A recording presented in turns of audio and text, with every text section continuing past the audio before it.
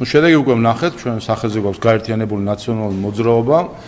იგივე სახეები, რომელმაც საქართველოში წამების, ბიზნესის რეკეტის და მედიის მიტაცების სისტემა შექმნეს, ზუსტად იგივე სახეები დღეს კვლავ გაერთიანდნენ და ცდილობენ ზუსტად იგივე გეგმით, რომელიც მაშინ ჰქონდათ, თქვენს კიდევაც რომ გეგმები ხელისუფლების გადაბარების უნდა წარუდგინონ თავის უცხოელ პატრონებს და ამ უცხოეთიდან მიღებული დავალებების შესაბამისად იმოქმედონ. კიდევ ერთხელ ეს არის ყველაზე კარგი ილუსტრაცია, მე მგონი მადლობა გეთქვით მათთვის, რომ ეს თამაშები, რომელიც მათ ჰქონდა თითქოს ნაციონალური მოძრაობა, გაიყო, გაიშალა თუ ასე შემდეგ, ეს თამაშები დასრულდა და გვაქვს კვლავ გაერთიანებული ნაციონალური მოძრაობა და უფრო ცხადი გახდა ჩვენი მოსახლეობისთვისაც თუ რა ძალასთან გვაქვს საქმე.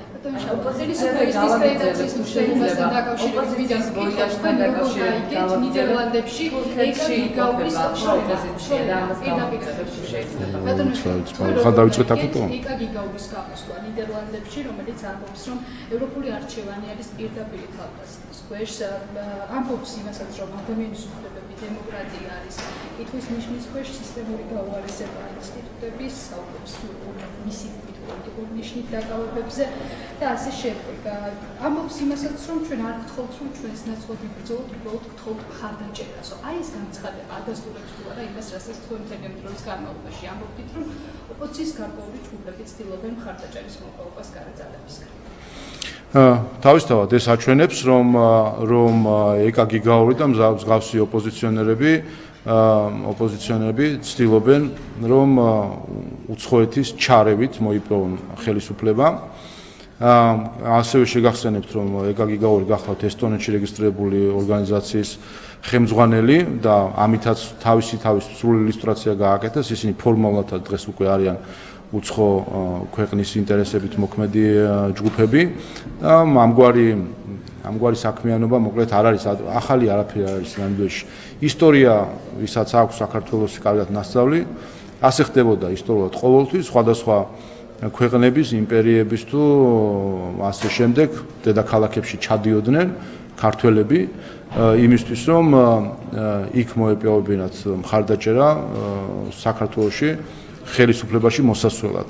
ყველაზე ახლო წარსულში ეს იყო საბჭოთა კავშირის დროს, როდესაც მოსკოვში გარბოდნენ ქართველები, რომ სხვადასხვა თანამდებობები მიიღოთ და ხელისუფლებაში ყოფილიყვნენ. დღეს ზოგიერთისთვის ეს არის, არ ვიცი, ჰააგა და ბრიუსელი. ასე რომ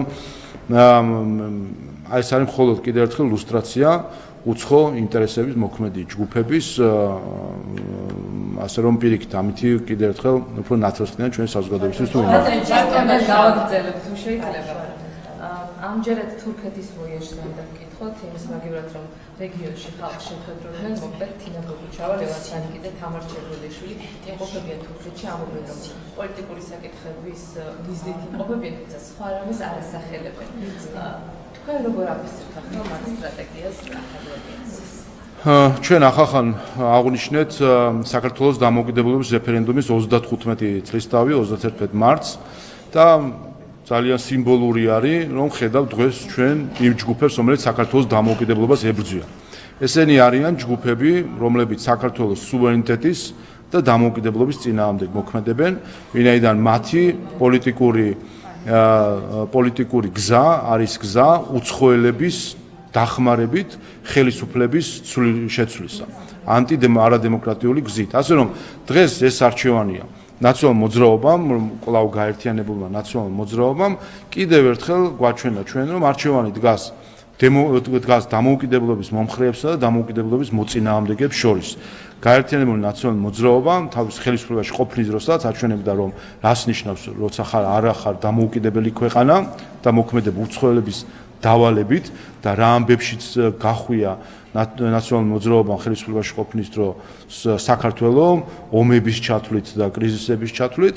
აი ეს არის ზუსტად რასაც ნიშნავს, არ იყო დამოუკიდებელი ქვეყანა და არის დამოუკიდებლობის მომხრე ქართველი ერი, რომელმაც ქართულ ოცნებას მისცა სახელმწიფო მანდატი და რომ სწორედ ჩვენმა დამოუკიდებელმა გადაწყვეტილებამ მიგვიყვანა ჩვენ იქამდე რომ გვაქვს ეკონომიკური ზრდა და არაეკონომიკური კოლაფსი როგორც ამას დამოუკიდებლობის მოწინააღმდეგეები მოგვიწოდებდნენ სანქციების დაწესებით და რუსეთთან ესკალაციის გზით და გვაქვს ჩვენ შესაძლებლობა რომ ჩვენი ეროვნული ინტერესები წავწიოთ წინ. კიდევ ერთხელ ეს აჩვენებს ეს არის მაგალითი რას ნიშნავს იყო საქართველოს დამოუკიდებლობის მტერი და გაერთიანებული ნაციონალური მოძრაობა არის საქართველოს დამოუკიდებლობის მტერი, ამიტომ დადიანის სხვადასხვა ქალაქებში საზღვარგარეთ და ამიტომ ცდილობენ რომ უცხოური დახმარება მიიღონ იმისთვის რომ საქართველოს და ამას პირდებიან ხო პირდაპირ ხო ამას ეუბნებიან რომ ჩადიან დადიან გეგმით როგორ მათი ხელისუფლების მოშლის შემთხვევაში როგორ მოემსახურება საქართველოს და ქართული ხალხი უცხო ქვეყნების ინტერესებს ნახოთ ვისი დარწმუნება შეძლებენ არ არის ეკლესიასთან დაკავშირებით შეტევა ეკლესიაზე ჩვენ ვხედავთ არასამთავრობო ორგანიზაციებს ასევე ოპოზიციას და ეს კოლაფსი და ახლა ამ შემთხვევაში ხო რაც კი ჩვენ საუბრობთ და საუბრობთ რომ მნიშვნელოვანია რომ არავინ ჩაერიოს ეკლესიის გადაწყვეტილებებში და მათ შორის იმ გადაწყვეტილებაში რომელიც ჯერ წინ აქვს წმინდა სინოდს და ასევე იქვე განვაცხადეთ რომ ჩვენ ძალიან დეტალურად დავაკვირდებით ვინ შეეცდება ეკლესიის საქმეებში ჩარევას. დღეს შეგვიძლია უკვე ვთქვათ რომ არის გარეჩარევის მცდელობები. ხედავთ ჩვენ რომ მაგალითად უცხოური დაფინანსების მქონე პარტიული პროპაგანდისტული ჯგუფები, რადიო თავისუფლება, ტაბულა პირდაპირ ერევა სინოდის საქმიანობაში, პირდაპირ დაწყებული აქვს კამპანია კონკრეტული სასულიერო პირების წინააღმდეგ, ჩვეულებრივი საარჩევნო კამპანია აქვს რადიო თავისუფლებას, ტაბულას და ონლაინ გამოცემებს, სხვას პუბლიკას, ნეტგაზეთს და ასე შემდეგ. აქვს პირდაპირი საარჩევნო კამპანია სხვადასხვა სასულიერო პირის სასარგებლოდ თუ საწინააღმდეგო. ეს არის ზუსტად იგივე მეთოდი, რასაც ჩვენ ხედავდით 2024 წელს, როდესაც ევროკავშირის წარმომადგენლები ერეოდნენ საქართველოს არჩევნებში, როგორც ევროკავშირის ელჩი ერეოდა 2024 წლის საქართველოს პოლიტიკურ არჩევნებში, დღეს ხედავთ ჩვენ მათ შორის დიდი ალბათობით ევროპული ფულით დაფინანსებული ორგანიზაციების მხრიდან ჩარევას საქართველოს ეკლესიის საქმეებში და კიდევ ერთხელ ჩვენ ამას ძალიან დეტალურად ვაკვირდებით. აქედანვე უნდა იცოდნენ ყველამ, მათ შორის უცხოელებმა, ვინც ამ ყველაფერს აფინანსებს, ეს ყველაფერი აღირიცხება, ამ ყველაფერს ვაკვირდებით და რა თქმა უნდა ყველაფერზე გვექნება რეაგირება.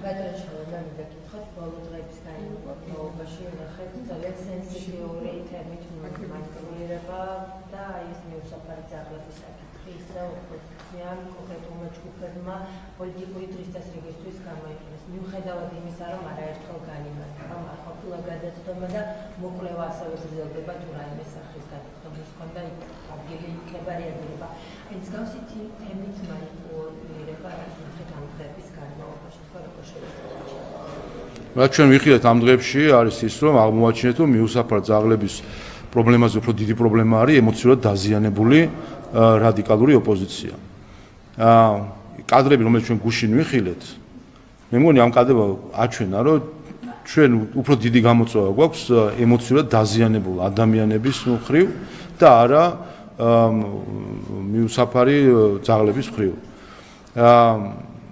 აბსოლუტური ისტერია, რომელიც ჩვენია რადიკალებს ყველა საკითხთან დაკავშირებით და აბსოლუტური არაადეკვატურობა, რომელიც ჩვევია ზოგიერთ ჯგუფს ამ საკითხთან დაკავშირებით. ამიტომ მე მგონი ეს პრობლემა უფრო დიდად დაგვანახა, რომ ჩვენ ყავს ემოციურად დაზიანებული ადამიანების ჯგუფი რადიკალური ოპოზიციის სახით, რომელსაც სხვა სახის დახმარება სჭირდება. მათ ჩვენ ვერც პოლიტიკურად დავეხმარებით, ვერც ვერანაირად ვერ დავეხმარებით, მათ სჭირდება სხვა სახის დახმარება. ის კადრები კიდევ ერთხელ რაც ჩვენ გუშინ ვიხილეთ, ქცევა, შეჭრა, თავდასხმა, ეს არის აბსოლუტურად აცდენილი ყოველგვარ ადეკვატურ ქცევას და მაშინ როდესაც თან ამ ყველაფერს მოწმედად საზე აკეთებენ, ცდილობენ რომ ნახეთ ჩვენ სამინისტროს და სააგენტოს დეტალური განმარტებები ყველა საკითხთან დაკავშირებით და კარგია რომ კიდევ უფრო დეტალურად საათობრივად ხდება ნახეთ თქვენს განცხადებები მითითება სად როგორ რანაირად ვის რომელი ძაღლის აყვანა ხდება რაზე დამუშავება სად ხდება დაბრუნება იმდენად არაადეკვატური ხალხთან გვაქვს ჩვენ საქმე რომ ასეთი დეტალური ინფორმაციების ასე ვთქვათ გამოქვეყნებაც არის გახდა საჭირო. კიდევ ერთხელ ეს კიდე ერთი საფნის ბუშტი რომელიც გაუსკდა ხელში რადიკალურ ოპოზიციას, მაგრამ ჩვენ კიდევ ერთხელ შევჩა ხელში ემოციურად დაზიანებული რადიკალური ოპოზიციის სახე, რომელსაც ჩვენ პოლიტიკურად ვერაფერს ვეღარ უშველით, მათ უცოტა სხვა სახის დახმარება სჭირდება. ბატონო, მე გითხავთ სინოდთან დაკავშირებით დღეს სხდომა იმართება, მაგრამ სინოდზე მეტად უფრო მინდა გითხოთ თვითონ ეკლესიის მიმართ და წინააღმდეგ თავდასხმაზე რასაც ხედავთ. თქვენ ამბობთ რომ არ ჩაერევთ სინოდის განხილვებს და იმ პროცესებში რაც იქ მიმდინარეობს, მაგრამ ვერ ვიტყვით ამას სხვებსაც. ხედავთ შეურაცხყოფას, ცილის წამებას და ასე შემდეგ. რა არის ამ ყველაფრის მიზანი და ამოცანა? მიზანი არის რა თქმა უნდა რომ ნებისმიერი ინსტიტუცია რომელიც ახსენებს ქვეყანაში დაექვემდებაროს გარე გავლენებს.